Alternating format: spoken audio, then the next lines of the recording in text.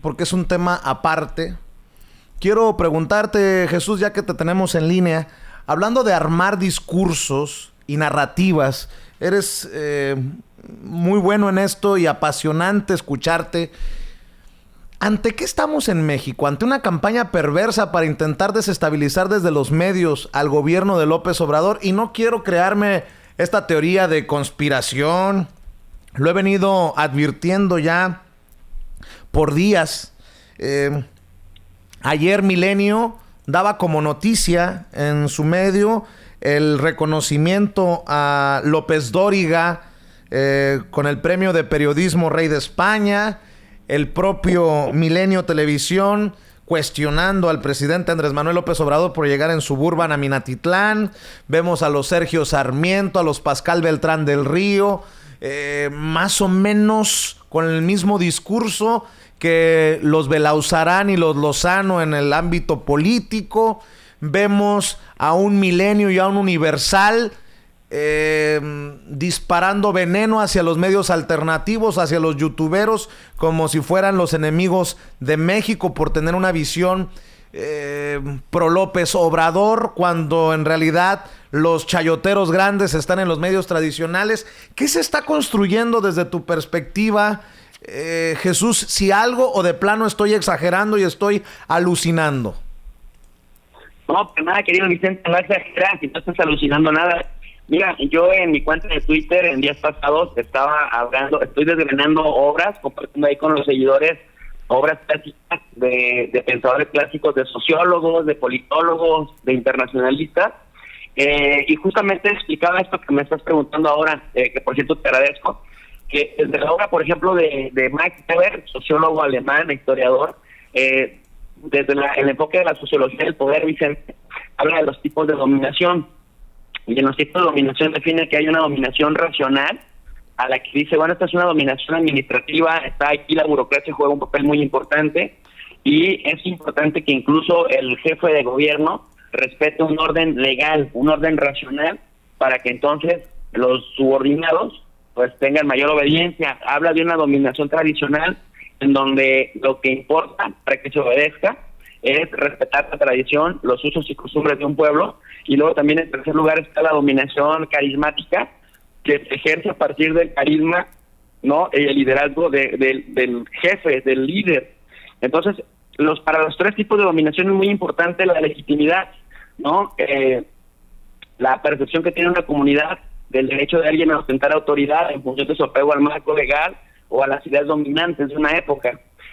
No estás exagerando, Vicente, cuando vemos todo el ataque coordinado de esta pseudoprensa, porque justamente, y decía Max Weber, esto lo decía, imagínate hace 100 años, en 1921, 120, él decía, en los tres tipos de dominación, lo transversal es la legitimidad. Mientras se mantenga la percepción de legitimidad, no están peleados un tipo de dominación con otra. Entonces, en el caso de Andrés Manuel López Obrador vemos que hay dominación burocrática, hay dominación racional, pues, hay dominación carismática, porque el tipo es sumamente carismático y basta que se para en una plaza pública y la gente se desborda con lo que dice. Y por otro lado también está la dominación tradicional, tanto que se le ha criticado que Andrés Manuel López Obrador nos quiere hacer regresar a un orden arcaico de hace 30 años, etcétera, pero en realidad López Obrador se maneja mucho por el sentido común. Y obviamente que yo le aconsejaría a la audiencia, Vicente, que te escucha, que analice, que es tan sencillito revisar quiénes son los directores de estos medios de comunicación, y más importante aún, Vicente, quiénes son los dueños de estos medios de comunicación y cuál es su militancia, ¿no? Hacia qué partidos o a qué ideologías se han cargado los dados históricamente, porque entonces lo que estamos viendo es que ante la falla, hay un meme por ahí circulando que dice que los únicos tres muertitos que Andrés Manuel López Obrador sí tiene que reconocer son el PAN, el PRI y el PRD. Entonces, ante la falta de fuerza política de los partidos actuales, los medios de comunicación se están convirtiendo en esa oposición, pero no desde el cuestionamiento legítimo del poder, sino desde la cuestión de una narrativa de mermar la legitimidad del presidente, porque nunca ningún presidente llegue con tanta legitimidad, justamente para quitarle fuerza política y después poder negociar con él, pues, algunos cotos de poder.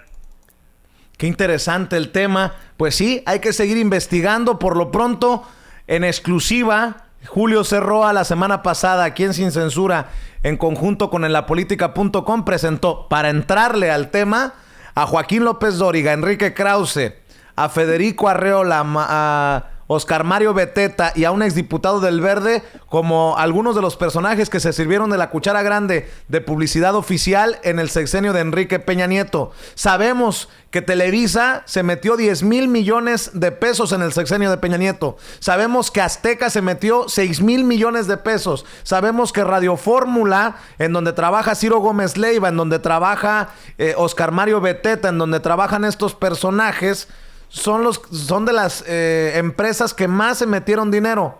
Y ahora nos vienen a controlar este discurso de quién es el verdadero peligro para México. Como dirían en inglés, bitch, please. Por favor, ¿a qué estamos jugando? Dime, Jesús. Y si analizamos, por ejemplo, cuál es la postura de ellos o cuál ha sido el trato que le han dado al tema venezolano, te vas a encontrar que es una narrativa muy parecida a la de Marco Rubio y a la de Mike Pompeo. O sea, ellos te hablan de cuestionar y de ser objetivos en el momento de transmitir la noticia. Si te fijas, es un sesgo completamente pro Estados Unidos y un sesgo completamente pro OEA, pro Europa, y es justamente lo que están haciendo también con el gobierno de Andrés Manuel López Obrador. De ahí que es tan importante comparar lo que pasa en Venezuela con lo que intenta pasar en México. Y nada más para ponerle la cereza al pastel desde mi trinchera, desde mi perspectiva, y agradecerle al profesor Jesús López Almejo. Fíjese nada más cómo está la derecha en México de torcida, y solamente los despistados no van a entender esto que les voy a decir. Critican a López Obrador por no responderle con fuerza al orangután llamado Donald Trump. ¿Cómo puede ser posible que el presidente de México sea tan tibio, que no responda con dureza, con franqueza, con todo ante Donald Trump por los arrebatos contra nuestros queridos hermanos mexicanos en Estados Unidos? ¿Cómo puede ser posible, nótese mi sarcasmo, que un tibio del presidente López Obrador diga que hay que apostarle a la relación amigable cuando Donald Trump escupe veneno? ¿Pero defienden a Donald Trump por su postura en Venezuela? ¿Hay congruencia? ¿O es hipocresía? ¿O ante qué estamos? Se las dejo de tarea. Jesús López Almejo, te mando un abrazo y muchas gracias por tomarnos la llamada. Muy buen día, Vicente. Gracias por la entrevista. Gracias. Siempre. El profesor Jesús López Almejo, experto en relaciones internacionales en la Universidad Autónoma de Baja California, allá en Tijuana, hablando con nosotros sin